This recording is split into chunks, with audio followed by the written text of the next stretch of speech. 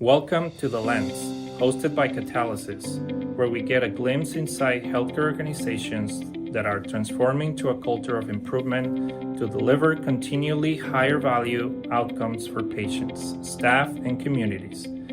Visit createvalue.org for more information about Catalysis. Welcome back to The Lens. I'm your host, Peter Mariahazi. Joining us today on The Lens is Alli Kulp.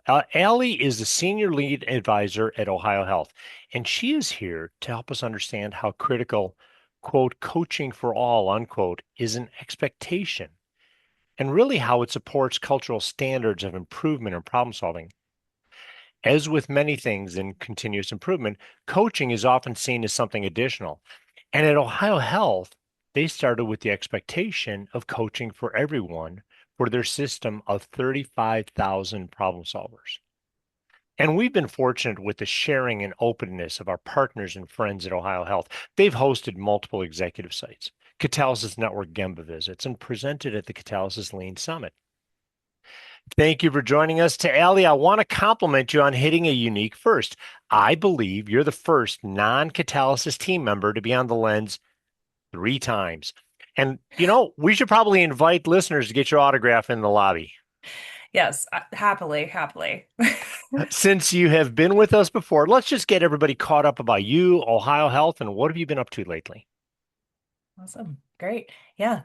OhioHealth, we have been ultimately, again, continuing on our lean journey and the continued evaluation of how do we stretch ourselves, challenge our leaders to continue to understand what's next for us for OhioHealth. So yes, we are very thankful as we continue to host site visits to have you, Peter, join us recently and a few other leaders, as well as we start to share a lot of our learning and learn from others and their engagement on their own lean journeys. Great. So Kelly, Alli, if we use a sports analogy, coaching is for everyone on the team. For example, in football, from the starting quarterback to the person that runs the Gatorade out during breaks. With coaching comes alignment and really constancy of purpose. And I was fortunate, as you mentioned, to visit OhioHealth recently during an executive site visit. And to me, it was just inspiring to see the culture permeated throughout. That's an expectation of coaching. Mm. And when you and I were talking, you referred to the OhioHealth coaching pattern. So, hey, can you explain that to the listeners in that concept for us? Yeah, absolutely. So we use we call it the coaching pattern, but it's really just the standard coaching kata. I would say the most prevalent area that it started within OhioHealth was around our lean daily management, which I'm sure we can chat about a little bit later. But it's the standard coaching kata. So that series of questions that really allow us to understand what is the problem we're trying to solve, what do we know is happening currently, what's that current condition, what have we learned? What do we want to try? What does good look like? What's the next step? What can we do to support? Um, that type of thing. So it's a standard series of questions that we ask to truly pull out the capability of whoever we're having that conversation with. So we believe, obviously, that people are our best asset at OhioHealth, and our mission in our lean journey is to create 35,000 problem solvers. So with our coaching pattern, it's a tool and a way of thinking, truly, that allows us to tap into that mission where we are pulling that capability forward and helping people solve problems, think differently, and ultimately it serves not only that individual, but the organization on a grander scale. So you've talked a little bit about why the pattern is important, but what specifically does it support in the whole journey to a transformed OhioHealth? So we began using the coaching pattern primarily in lean daily management, as I shared. So when our leaders go to Gemba in a structured Gemba process, they were taught to use the coaching pattern as a way to coach our associates, our departments, our frontline leaders through the problem solving process. And it That's really where it took off, I would say. And that's still the primary place where we're hearing a lot of people use it consistently. That's what most attribute the coaching pattern to. Where we're at now, as we know, with our lean journey being this, it's a lifetime journey, right? So how can we get even better is continuing to help people connect the dots that this coaching pattern exists everywhere. So this is a way, not only as a tool, but a way of thinking. It's in the same pattern we use not only at Gemba, but in coaching conversations as we're having one-on-ones with our peers or our direct reports or our one-ups. It's in lean daily management, our A3, it's A3 thinking. It's any sort of scientific experimentation, that thinking of what are we trying to solve? What are the variables? What are we trying next? How do we know it's going to be successful? Kaizen conversation, so on and so forth. And so I think the really exciting thing now is we're hearing people use these questions in everyday meetings and everyday conversations and hallway conversations. And that truly gets to the goal, right? When we say create 35,000 problem solvers, we're not just putting on our coaching hat at Gemba. This is becoming part of how we have conversations with one another, which I think is ultimately just so very respectful of all of our capability and truly serving all of us. And part of what I love about that is, anyone who is, let's say, new to an organization or in general, there's this culture being built. You've given them the tool so they can focus on the people they're with, as opposed to necessarily thinking of their next question or thinking of something to ask to keep the conversation and the learning going. So I really like that. It's kind of like giving them a support mechanism while they're there. So, Mhm. as you mentioned, I was very, very fortunate to be able to visit Ohio Health recently, and I was able to see in action, you have a concept of the first coach and the second coach when people are in Gemba, and it was really cool to see that. So talk about the development and the evolution of that concept of a first and second coach. Great question. So, as I mentioned earlier, this is really where we started leaning heavily into coaching first in our journey. And as we were setting up our lean daily management structure and the structured Gemba walk that we do with our senior leaders, going to those places, learning from our associates who are solving problems, we established that first and second coach. And so, the first coach is the individual, the leader, who is the primary person who is using the coaching pattern, asking the questions of the associates, of those frontline leaders to help them think differently at the stops during lean daily management. One of the litmus tests I tell folks when we're thinking about good questions is who is the answer to that question you're asking for? If the answer's for the person you're asking, that's the better question. If you're asking the question for yourself and your own curiosity, I think we can challenge ourselves differently. And that's where the second coach comes in, right? And so the Uh, second coach, their focus is the first coach. So while that first coach is coaching our associates, challenging them to think differently, helping pull out their creativity, capability, confidence in trying something, the second coach is doing that, but for the first coach. So we've set up a structure that has really kind of forced those conversations of how can I be even better? And so we know as leaders, no matter if I've been doing this for 2 days, 2 years, whether that's Gemba specifically or my leadership tenure, I have an opportunity to grow and to be better. And so I expect when I'm walking and I'm sitting in that first coach role that we've established another person, another leader is going to give me real time feedback in between the stops during lean daily management. They're asking me the same questions. They're using the coaching pattern on me and my coaching skills. Um, and it's been really cool to see the evolution of that all the way down to, the micro expressions that people don't realize they're making when they're having conversations with the frontline associate, if they're squinting their eyes, looking at something on the board versus listening, and just that creation of self-awareness, conversations with a peer that feels so safe has truly been the game changer there. I love that phrase, micro expressions, and I, quite frankly, I'm going to steal it shamelessly. So thank you for that. But I Perfect. think it is something. It's the nuances, and everybody picks up on it. So the ability to coach and talk about that is wonderful. So we're always working to improve questions and humble inquiry. What is the process of working with everyone on the structure and the importance of good questions? So I think it can't be overstated, I think, the importance there, right? And so when we began our lean journey several years ago, like really leaned into it, the very first course that we ever launched for leaders to take was a humble inquiry course. So it was a 4 hour course. There was obviously conversation, there were exercises. When we had initially launched it, it was something that all managers and above were requested to take. And so let's get a baseline level of understanding of what a good question is with humble inquiry. And so we continue to offer that actually every month. So as you know, turnover happens. We're getting new leaders.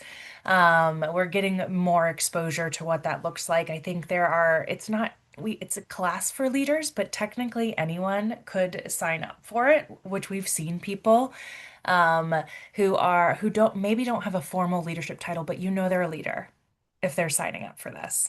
And that is always really fun to see as well. So we continue to offer that in that conversation. And then additionally, just the focus on coaching specific to lean daily management that's now proliferated beyond it. And so we have specific first coaching classes. We just launched a second coaching class because we realized, hey, historically we've been saying if you're a good first coach, maybe you can be a good second coach, and we've noticed there's a gap there. So we are continuing to learn and develop content to make it even better. But I think what we are again out there trying to spread is that this is so valuable beyond, again, that Gemba hat or beyond that, oh, I'm switching into humble inquiry. This is a skill set you can use today. You can have this conversation at work, at home, with philanthropic organizations that you're involved in. When you're coaching a kid's sports game and you're pulling someone aside and talking like, okay, well, what went well? What could you do differently? If you can master this skill set, this makes you not only, I think, a better leader, it makes you a better human. And I think for me, I've always said the path to becoming a good leader is the same path to becoming a good human. That it's the same thing. You do the same things. And I think as we continue to lean into that curiosity with that humble inquiry, and always approaching every interaction like you can learn from it, and that you can learn from another individual despite any other experience, tenure, et cetera, et cetera. It makes the culture a wildly different place in a positive way to be in. That truly says, hey, we're all trying to solve these problems. We're here for the same reason. We are all waking up wanting to do a good job. How do we ask the right questions to collaborate in a way that is able to allow us to do so?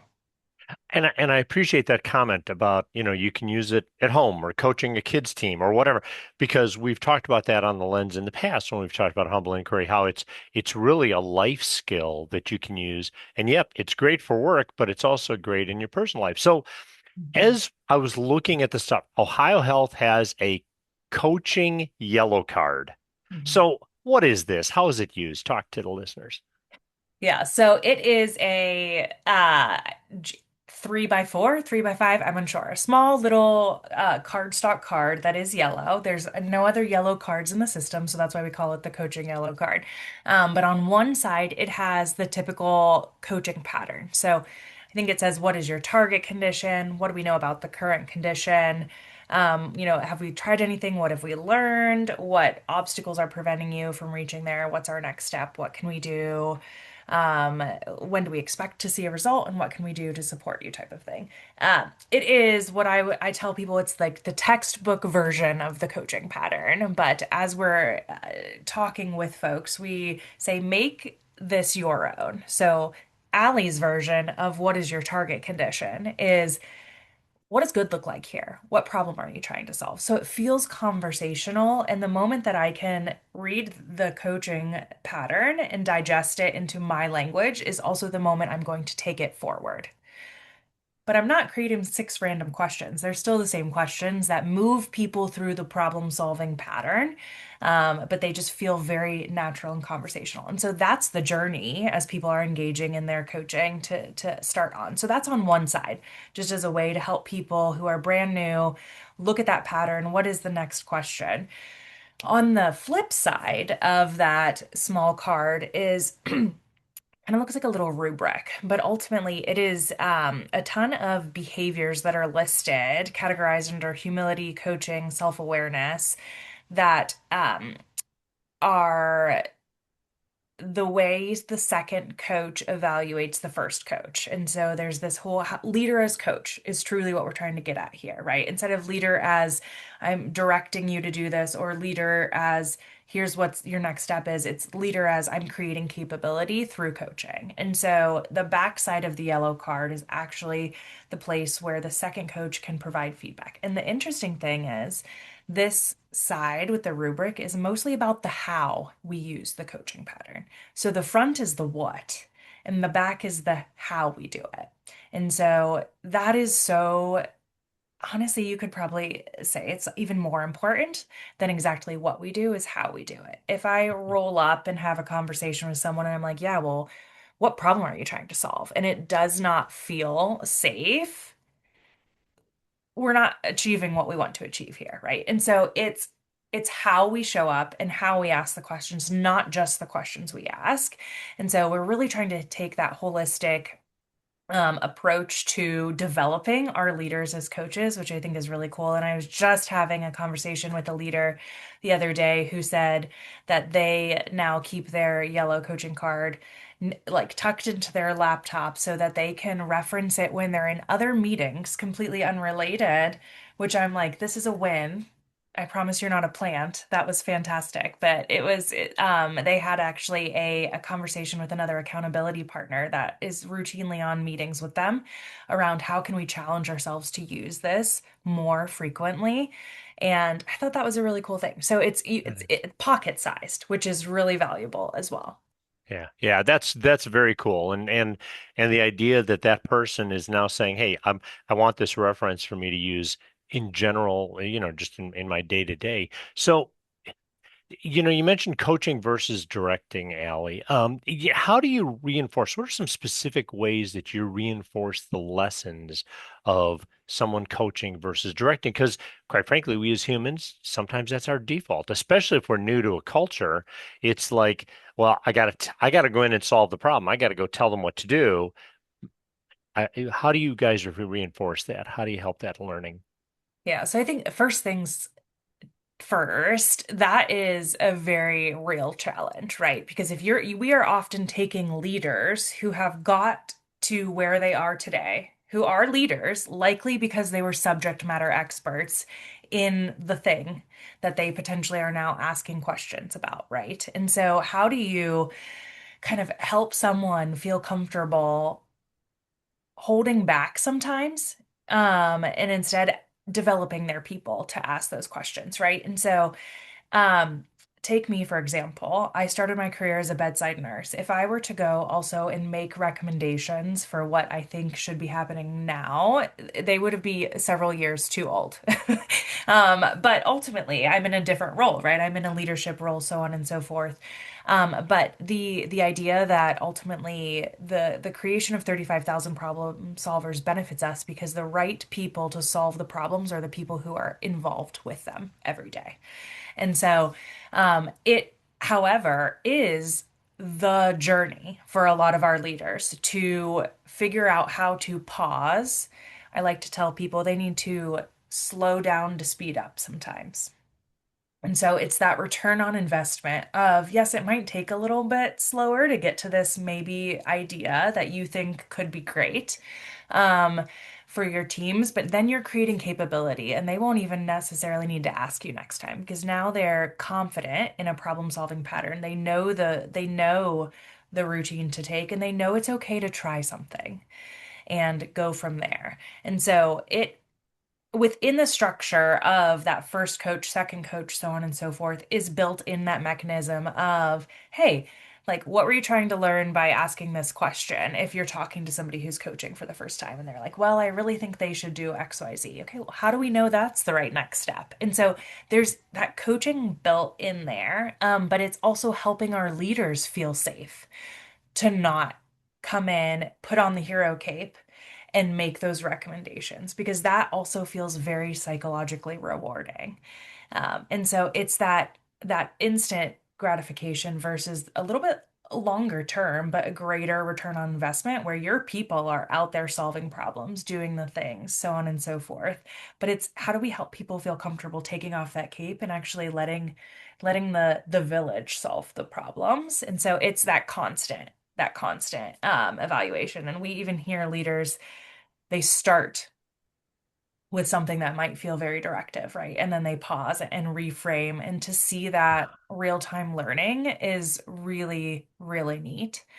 Um, and yeah, I think that the analogy I like to tell folks, I'm a big analogy gal, but it helps me learn. And when I share with people the intention of coaching, it's to create that capability, right? And so think of um, you're trying to understand where people are in their problem solving journey and how you can help move them forward. And think of that like a window and a landscape. The beautiful landscape is their problem solving methodology. Um, the the more open-ended questions you ask, the more you get to pull open those curtains and see into their thinking, right? And not just a, hey, did you do this? You're not seeing much there. But when you ask, like, what are you guys learning? You throw those curtains open and you see into that landscape. And it's really exciting. And so how do we help transition leaders from feeling the gratification of I'm solving this problem, I'm putting on my hero cape to I love seeing my people solving problems. And we've seen it. But it's a journey. Well, and it sounds like it's the organizational cultural manifestation of Mhm. teach them to fish instead of giving them a fish, right? If they know how to solve that, then they can apply it in their day to day. So thank you for that. Alli, as you certainly remember, we ask our guests on the lens to offer suggestions for those listening of how to start this part of their journey. What do you offer as good first steps? So a few things come to mind. One, start small. Oftentimes I think folks get overwhelmed because they see, hey, like for our organization, for example, we're 35,000 associates. Like how do you get this proliferated cultural component of coaching?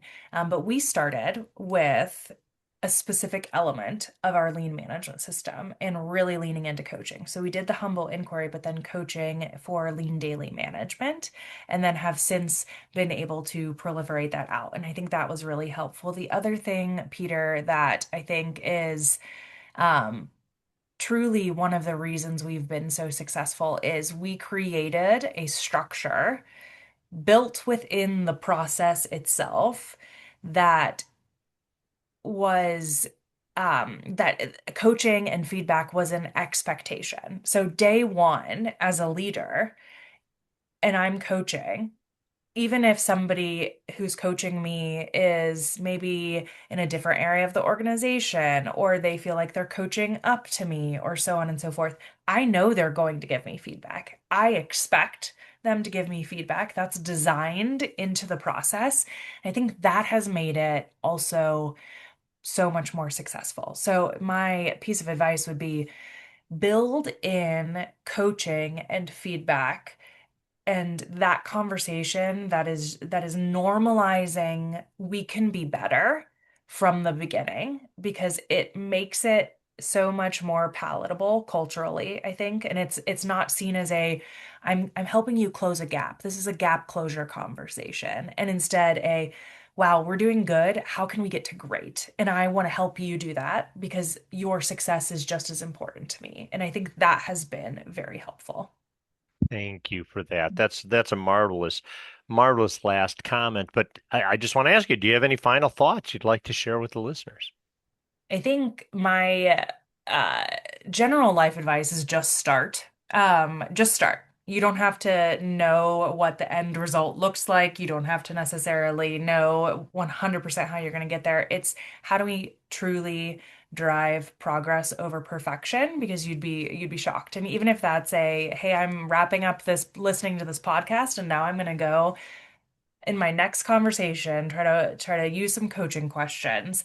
The more we do that, the more normal it becomes. And I think that's in general the best piece of advice people can take moving forward. Just start. Just get going. Just do it, as Nike says, right? Yeah. Yes. And Alli, thank you so much for joining us today and sharing your examples of coaching as a cultural expectation. Really appreciate it. Awesome. Yes, thank you so much for having me again. Like I said, big fan of this podcast. So it's always really great to have conversations and hopefully share some learnings with other folks as well. Thank you. And for the listeners, we always appreciate you listening. If you have any suggestions for us, you want more information on this topic, or we can get you connected to Alli, or other topics you would like to hear, just email us at events@createvalue.org. And as we've said, one of the best ways to see and learn from organizations like OhioHealth is to visit them during a Catalysis executive site visit. And these visits are only about a day. They take place at leading organizations across the country. To learn more, go to createvalue.org/site-visits. And as always, please take care of yourself.